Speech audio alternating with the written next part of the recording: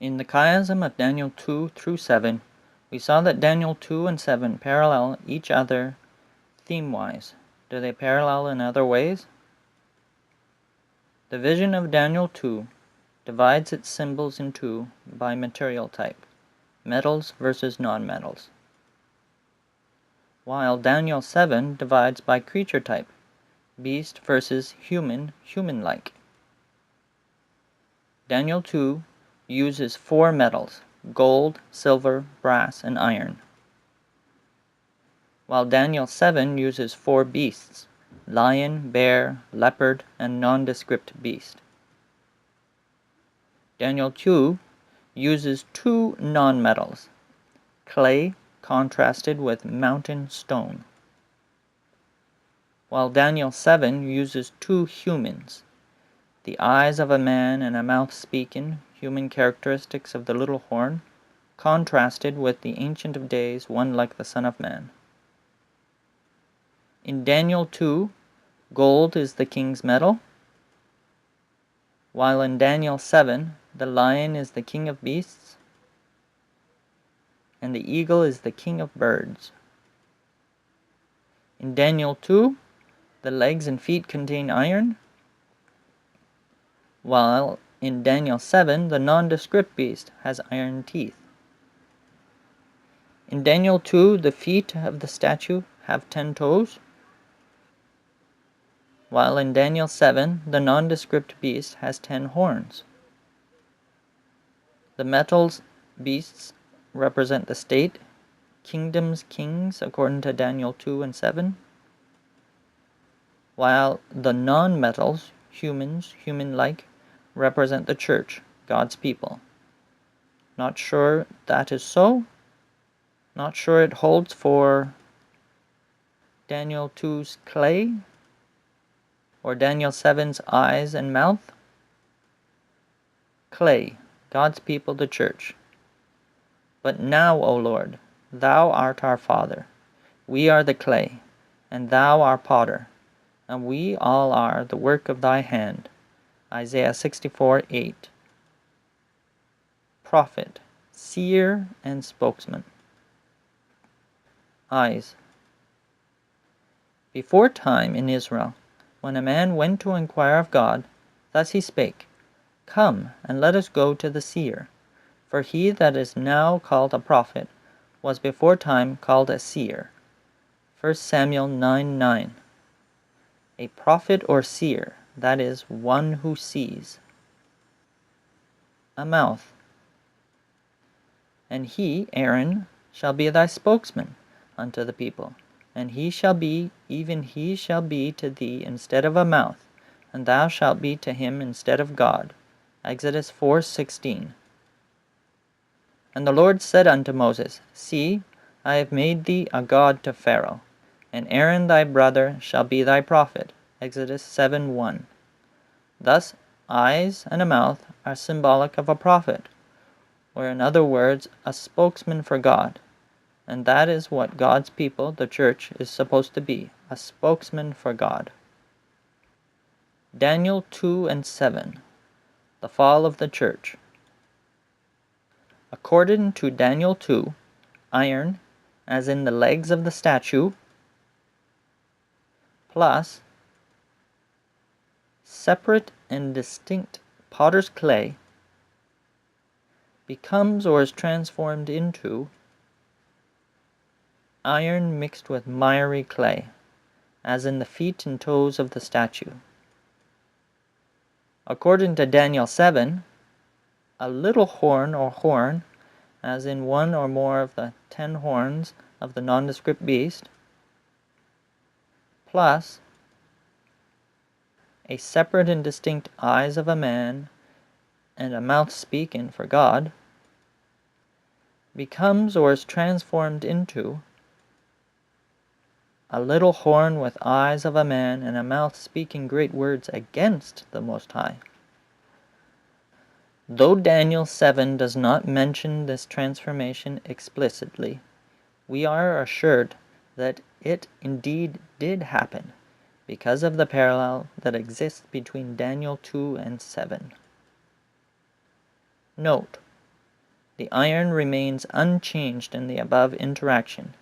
In other words, it is not the iron producing the change in the clay and eyes and mouth, transforming the potter's clay into miry clay, and the mouth speaking for God into a mouth speaking great words against the Most High. What is miry clay? He brought me up also out of an horrible pit, out of the miry clay, and set my feet upon a rock, and established my goings. Psalms 42. Miry clay is simply a bad state in which you don't want to be, and in which God doesn't want you to be. In this psalm, David talks of God bringing him out of this situation and placing him on a rock, God himself. Daniel 2 and 7, another parallel. Thrones were set up, and the Ancient of Days did sit. The judgment was set, and the books were opened. Daniel 7, 9 and 10. A mountain. Daniel 2:45, which becomes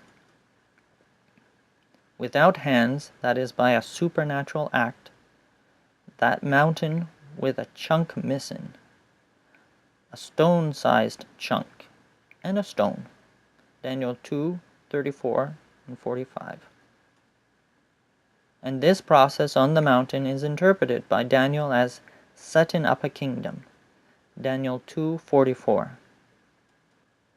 But Daniel 2's process on the mountain is exactly what Daniel 7, 9 and 10 describes, a judgment, a heavenly judgment, which sets up a kingdom, God's heavenly kingdom. The mountain, God's professed church or kingdom, is cut up without hands, that is, it undergoes a supernatural or heavenly judgment. To extract and leave just a stone, God's true church or kingdom.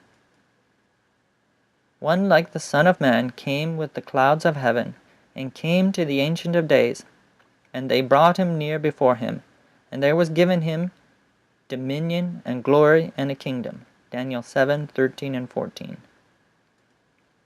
A stone. Daniel 2, 34 and 45. A kingdom. The heavenly judgment of Daniel 7 produces a kingdom. But this is the exact same story that Daniel 2's mountain and stone just told us. So the stone is not just God's true church or kingdom, but is that kingdom headed by its king, the one like the Son of Man, which comes to the earth and becomes a great mountain that fills the whole earth. Daniel 2, 34 and 35. Conclusion? The judgment is part of both Daniel chapters 2 and 7. Daniel 2 and 7, the destruction of the statue and beasts, happen in 3 phases. A stone, which smote the image upon his feet, that were of iron and clay, and brake them to pieces. Daniel 2:34. The nondescript beast was slain, and his body destroyed, and given to the burning flame. Daniel 7:11. The present kingdom is destroyed. The feet of the statue and the nondescript beast are the 4th and final kingdom on earth, the present world.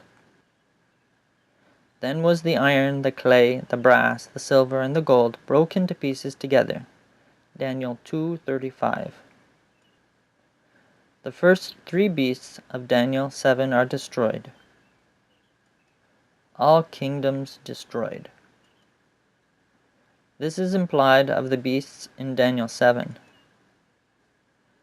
As we read in Daniel 7:12, as concerning the rest of the beasts, they had their dominion taken away, yet their lives were prolonged for a season and time. This implies that there is an intervening period between the 2 destructions.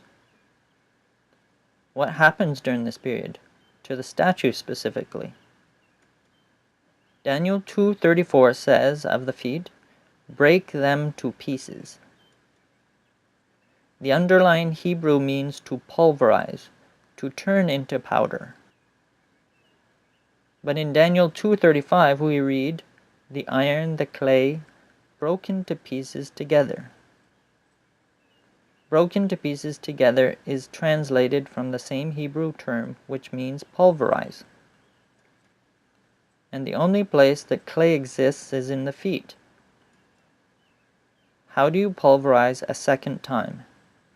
After all, we already pulverized the clay, that is the feet, in verse 34.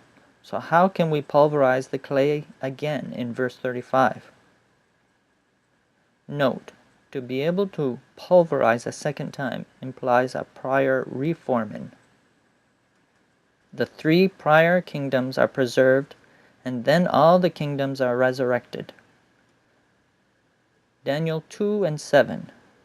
The 3 phases of destruction of the statue and beasts in Revelation. The stone and the destruction of the feet. The 7 angels with the bowls and the 7 last plagues. The rest of the statue remains and the feet are reformed. The millennium and the resurrection of the wicked. The stone and the destruction of the statue. The New Jerusalem and the lake of fire. Conclusion: Daniel tells the same story as Revelation. Now for some history. The study of prophecy is meaningless unless prophecy is grounded in the real world, in world history. The first kingdom, symbolized by the head of gold of the statue and the lion with eagle's wings, is Babylon, which is mentioned in Daniel 2:37. It is known to history as the Neo-Babylonian Empire and ruled from 626 to 539 BC. The second kingdom, symbolized by the arms and breasts of silver of the statue and the bear, is the kingdom of the Medes and Persians, which is mentioned in Daniel 5:30-31, 6:8, 8:20, and 11:2. It is known to history as the Achaemenid Empire and ruled from circa 550 to 330 BC. The third kingdom, symbolized by the belly and thighs of brass of the statue and the leopard with 4 heads and 4 wings of a bird, is Greece, which is mentioned in Daniel 8:21-22, 11:2-4. It is known to history as the Empire of Alexander the Great and the Hellenistic empires and kingdoms of his successors, which ruled from 330 to 31 BC. The fourth kingdom, symbolized by the legs of iron and the feet of iron and clay of the statue, and the fourth nondescript beast, is Rome. It is not mentioned by name in the book of Daniel. It has a united or pagan phase and a divided or papal phase. The divided or papal phase, the feet of iron and clay, iron being Rome, plus clay being the church, equals iron mixed with clay, from which it follows quite naturally must be understood to be the church centered in Rome, or the Roman Church. The united or pagan phase of Rome is known to history first as the Roman Republic, which ruled from 509 to 27 BC, and then as the Roman Empire, which ruled from 27 BC to 476 AD. The divided or papal phase of Rome is known to history simply as divided Europe, it being the kingdoms of the Middle Ages resulting from the breakup of the Roman Empire under the various barbarian tribes, which through the passage of time have transformed themselves into today's modern European nations. This phase ruled from 476 AD to the present. A piece of history relevant to prophecy: the Lion of Babylon, just outside of Babylon. Notice the wings? A winged lion, just as Daniel saw in the vision of Daniel 7, as a symbol of Babylon. Another piece of history relevant to prophecy: the Ishtar Gate in the Pergamum Museum, Berlin.